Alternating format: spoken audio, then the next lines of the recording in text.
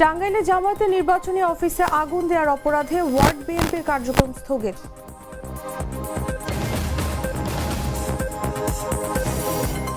পিরোজপুরে বিএনপির দুই নেতার উপর দুর্বৃত্তদের হামলা, উন্নত চিকিৎসার জন্য পাঠানো হয়েছে খুলনায়।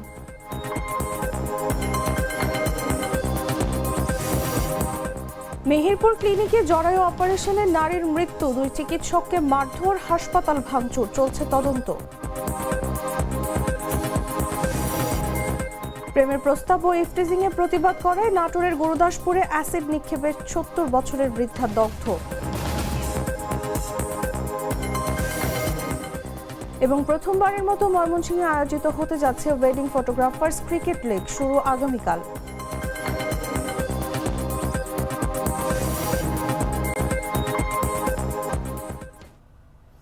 এতক্ষণ শুনছিলেন সংবাদ শিরোনাম। দর্শক আমন্ত্রণ দেশ জুড়ে সংবাদে, সাথে আছি আমি তসলিমা তিথি। বাছাইকৃত লাল সরিষার দানা থেকে তৈরি হয় প্রাণ সরিষার তেল, আসল ঝাঁঝে আসল স্বাদে। চলে যাচ্ছি পুরো খবরে। টাঙ্গাইলের ভুয়াপুরে জামায়াত ইসলামের নির্বাচনী অফিস পুড়িয়ে দেওয়ার ঘটনায় গাবসারা ইউনিয়নের ২ নং ওয়ার্ড বিএনপির সাংগঠনিক কার্যক্রম স্থগিত করা হয়েছে। একই সঙ্গে ভুয়াপুর উপজেলা বিএনপির সহ সভাপতি এস.এম. ফরহাদুল ইসলাম শাপলাকে আহ্বায়ক করে ৩ সদস্য বিশিষ্ট তদন্ত কমিটি গঠন করা হয়েছে। রোববার রাতে উপজেলা বিএনপির সাধারণ সম্পাদক সেলিমুজ্জামান তালুকদার সেলুর স্বাক্ষরিত প্রেস বিজ্ঞপ্তিতে এই তথ্য জানানো হয়। প্রেস বিজ্ঞপ্তিতে জানানো হয়, ভুয়াপুর উপজেলার গাবসারা ইউনিয়নের ২ নং ওয়ার্ডের মেঘার পটল গ্রামে রাজনৈতিক হীন উদ্দেশ্য হাসিলের জন্য উদ্ভূত পরিস্থিতি সৃষ্টি করা হয়।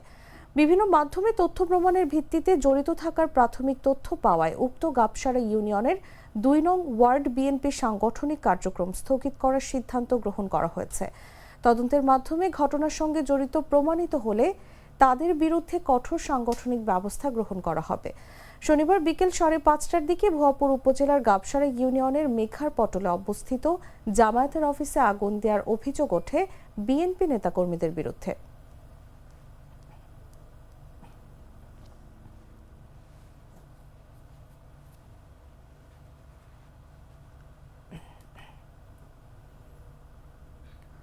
পিরোজপুর সদরে বিএনপির ২ নেতার উপর হামলা করেছে দুর্বৃত্তরা। এতে মহিউদ্দিন মল্লিক নাসির ও রিয়াজ উদ্দিন মল্লিক নিপু নামের ওই ২ নেতা গুরুতর জখম হন।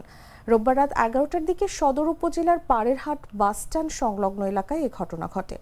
হামলার শিকার মহিউদ্দিন মল্লিক নাসির পিরোজপুর ১ আসনে বিএনপি প্রার্থী অধ্যক্ষ আলমগীর হোসেনের সদর উপজেলার শঙ্করপাশা ইউনিয়নে নির্বাচন পরিচালনা কমিটির সভাপতি এবং সদর উপজেলা বিএনপির সাবেক আহ্বায়ক। রিয়াজউদ্দিন মল্লিক নিপুর সদর উপজেলার শঙ্করপাশা ইউনিয়ন বিএনপির সাধারণ সম্পাদক। দুজনকে প্রাথমিক চিকিৎসা শেষে উন্নত চিকিৎসার জন্য খুলনা মেডিকেল কলেজ হাসপাতালে পাঠানো হয়েছে। ঘটনার পর এলাকায় উত্তেজনা বিরাজ করছে, তবে হামলার কারণ ও জড়িতদের পরিচয় এখনও নিশ্চিত হওয়া যায়নি। পুলিশ বিষয়টি তদন্ত করে দেখছে। পিরোজপুর জেলা হাসপাতালের কর্তব্যরত চিকিৎসক ডাক্তার রাজীব পাইক জানান, আহত দুজনের শরীরের বিভিন্ন স্থানে গভীর জখম রয়েছে। প্রাথমিক চিকিৎসা শেষে উন্নত চিকিৎসার জন্য খুলনায় রেফার করা হয়েছে।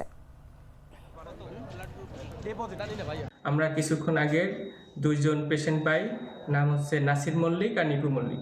এখানে আসার পরে আমরা দেখি গুরুতর ইনজুরি অবস্থায় তারা এখানে পৌঁছায় এবং প্রচুর পরিমাণে ব্লিডিং ছিল এবং কয়েকটা জায়গায় অনেক ইনজুরি, টেন্ডন ইনজুরি ছিল। আমরা প্রাথমিক ট্রিটমেন্ট শেষে এবং এমার্জেন্সি যেটুকু করা সম্ভব এখানে আমাদের পক্ষে সেটুকু করে আমরা উন্নত চিকিৎসার জন্য তাদের খুলনা মেডিকেল কলেজে।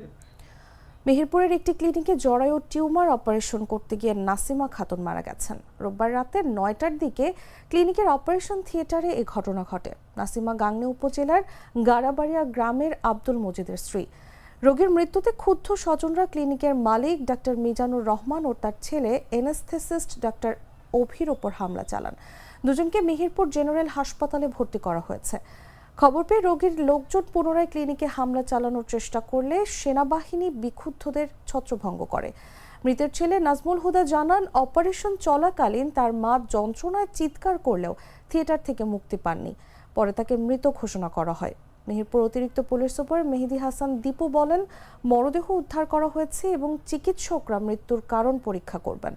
চিকিৎসার অবহেলা ধরা পড়লে আইনগত ব্যবস্থা নেওয়া হবে। বাংলাদেশ মেডিকেল অ্যাসোসিয়েশন জেলা সভাপতি ডাক্তার আব্দুস সালাম চিকিৎসকদের উপর হামলা ও ক্লিনিক ভাঙচুরকে তীব্র নিন্দা জানিয়েছেন। আমরা আমার বোনের লাশকে ব্যবসা করতে চাই না। আমার বোন মারা গেছে, আমার সামনে সে মেরে ফেলছে।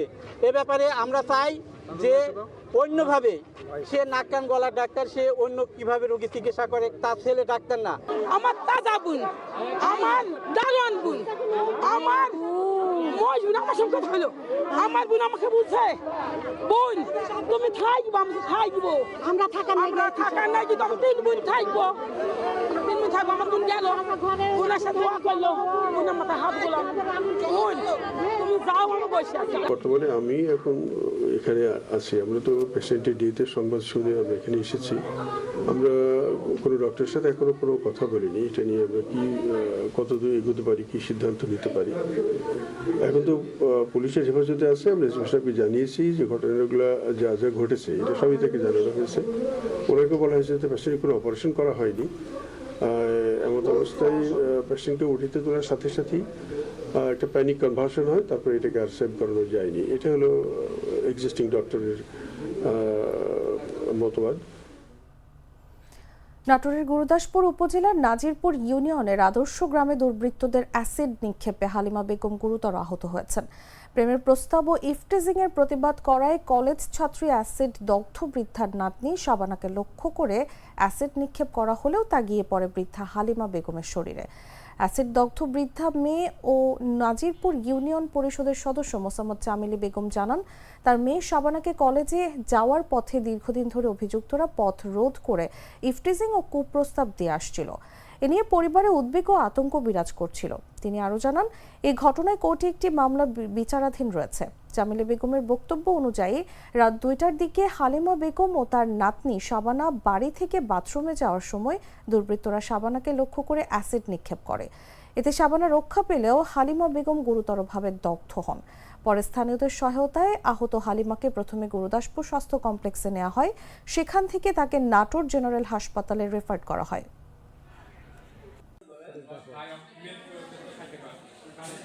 16 ফেব্রুয়ারি সকাল 5:29 একটি রোগী আসেন এবং উনি সকাল 6টায় ভর্তি হন। রোগীর নাম হালিমা, ওনার বয়স 70, ওনার বাড়ি হচ্ছে নাজিরপুর গুরুদাসপুর নাটোরে। উনি আমাদের কাছে বর্ণনা মতে ওনার আত্মীয় স্বজনের যে উনি অ্যাসিড বার্নের দ্বারা শিকার হয়েছেন এবং উনি এই কারণে আমাদের এখানে ভর্তি হয়েছেন চিকিৎসা নেওয়ার জন্য। যেহেতু এটি একটি পুলিশ কেস হিসেবে ভর্তি হয়েছে, তো আমরা তার চিকিৎসা এখানে আমাদের যেটুকু সম্ভব আমরা সেটুকু দিয়েছি এবং আমাদের চিকিৎসা চলমান আছে।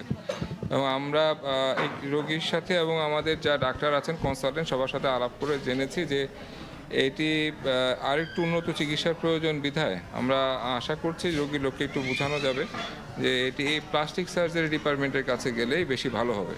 আমরা সেই বিষয়ে তাদেরকে পরামর্শ দিচ্ছি এবং আমাদের যে চিকিৎসা আছে সেটি চলমান আছে। নির্বাচন কমিশনের নির্ধারিত সময়সীমা পার হওয়ারও 48 ঘন্টা পেরিয়েছে, কিন্তু রাজশাহীর বিভিন্ন এলাকায় এখনও নির্বাচনী প্রচারণার ব্যানার, ফেস্টুন এবং বিলবোর্ড অপসারণ করা হয়নি। বৃহস্পতিবার অনুষ্ঠিত 13তম জাতীয় সংসদ নির্বাচন ও একযোগে গণভোট শান্তিপূর্ণভাবে শেষ হয়। রাজনৈতিক দল ও প্রার্থীদের আচরণবিধি 2025-এর 19 নম্বর ধারা অনুযায়ী ভোটগ্রহণ শেষ হওয়ার 48 ঘন্টার মধ্যে প্রার্থীদের নিজ দায়িত্বে সব ধরনের প্রচারণার সামগ্রী অপসারণ করার বাধ্যবাধকতা রয়েছে। বৃহস্পতিবার বিকেল 4:30টায় ভোটগ্রহণ শেষ হওয়ায় শনিবার ছিল এসব সরানোর শেষ সময়সীমা। তবে সোমবার সরেজমিনে রাজশাহী 2 সদর ও রাজশাহী 3 পবা মোহনপুর আসনের বিভিন্ন এলাকা ঘুরে দেখা যায় বিএনপি ও জামায়াত সমর্থিত প্রার্থীদের ব্যানার, ফেস্টুন ও বড় বড় বিলবোর্ড এখনও বিদ্যুতের খুঁটি, সড়কের পাশের গাছ, দেয়াল এবং গুরুত্বপূর্ণ মোড়ে ঝুলছে।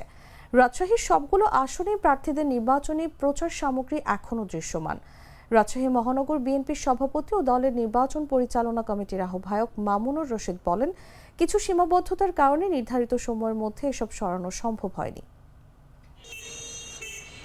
গ্লিটারের টুইন লেমন ও অ্যান্টিব্যাকটেরিয়াল ফর্মুলা বাসনকে চকচকে জীবাণুমুক্ত করে আমাদের দেয় গ্লিটার গ্যারান্টি। চাঁদপুরে ত্রয়োদশ জাতীয় সংসদ নির্বাচনে জেলার 5টি আসনে প্রতিদ্বন্দ্বিতা করা 36 প্রার্থীর মধ্যে 25 জনের জামানত বাজেয়াপ্ত হয়েছে।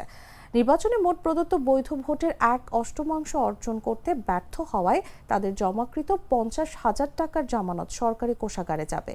চাঁদপুর 1 আসনে বিজয়ী হয়েছেন বিএনপির আনম এহসানুল হক মিলন, যেখানে 4 প্রার্থী কম ভোট পেয়ে জামানত হারিয়েছেন।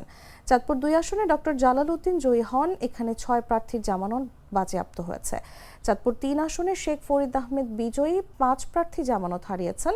চাঁদপুর 4 ও চাঁদপুর 5 আসনে কম ভোটে 5 প্রার্থীর জামানত বাজেয়াপ্ত হয়েছে।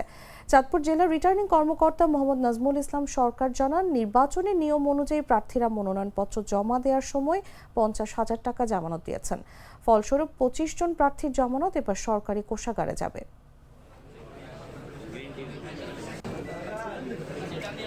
দুধার চকলেটে একাকার হয়ে ওঠা প্রাণ লেয়ার সম্পর্কের মিষ্টি ম্যাজিক। ময়মনসিংহে প্রথমবারের মতো আয়োজন হতে যাচ্ছে wedding photographers cricket league. Photographer, cinematographer এবং ইভেন্ট ম্যানেজমেন্টদের নিয়ে হবে এই ব্যতিক্রমী ক্রিকেট টুর্নামেন্ট। এই উপলক্ষে সোমবার দুপুরে ময়মনসিংহ প্রেস ক্লাব মিলনায়তনে সম্মেলনের আয়োজন করে ময়মনসিংহ ওয়েডিং ফটোগ্রাফার অ্যাসোসিয়েশনের আয়োজকরা। এ সময় ট্রফি উন্মোচন করেন বাংলাদেশ জাতীয় দলের ক্রিকেটার মোসাদ্দেক হোসেন সৈকত। মোসাদ্দেক হোসেন সৈকত জানান, খেলাধুলার পাশাপাশি এটি ময়মনসিংহ ওয়েডিং ফটোগ্রাফার ও সিনেমাটোগ্রাফারদের জন্য একটি মিলন মেলায় রূপ নেবে, যেখানে পারস্পরিক পরিচয়, সৌহার্দ্য ও বন্ধন আরও দৃঢ় হবে। খেলায় সবসময় প্রতিযোগিতা থাকবে, তবে সবাইকে শৃঙ্খলা বজায় রাখতে হবে।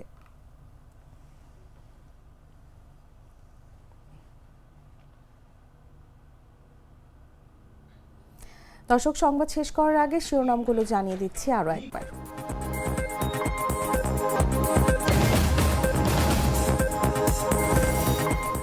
টাঙ্গাইলে জামায়াতের নির্বাচনী অফিসে আগুন দেওয়ার অপরাধে ওয়ার্ড বিএনপির কার্যক্রম স্থগিত।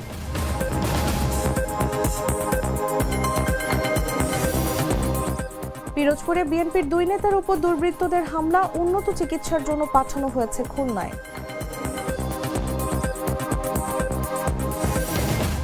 মেহেরপুর ক্লিনিকে জরায়ু অপারেশনে নারীর মৃত্যু, 2 চিকিৎসককে মারধর, হাসপাতাল ভাঙচুর, চলছে তদন্ত। প্রেমের প্রস্তাব ও ইফটিজিং এর প্রতিবাদ করায় নাটোরের গুরুদাসপুরে অ্যাসিড নিক্ষেপে 70 বছরের বৃদ্ধা দগ্ধ।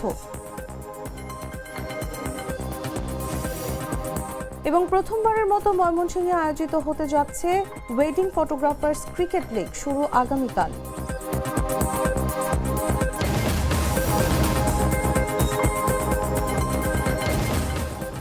দর্শক, এই ছিল দেশ জুড়ে সংবাদে। এরপর দেখবেন সন্ধ্যা 7টার নিউজ। প্রতি মুহূর্তের সর্বশেষ খবর জানতে ভিজিট করুন jagonews24.com। ফলো করুন আমাদের ভেরিফাইড ফেসবুক পেজ এবং সাবস্ক্রাইব করুন জাগো নিউজের ইউটিউব চ্যানেল। ধন্যবাদ সবাইকে।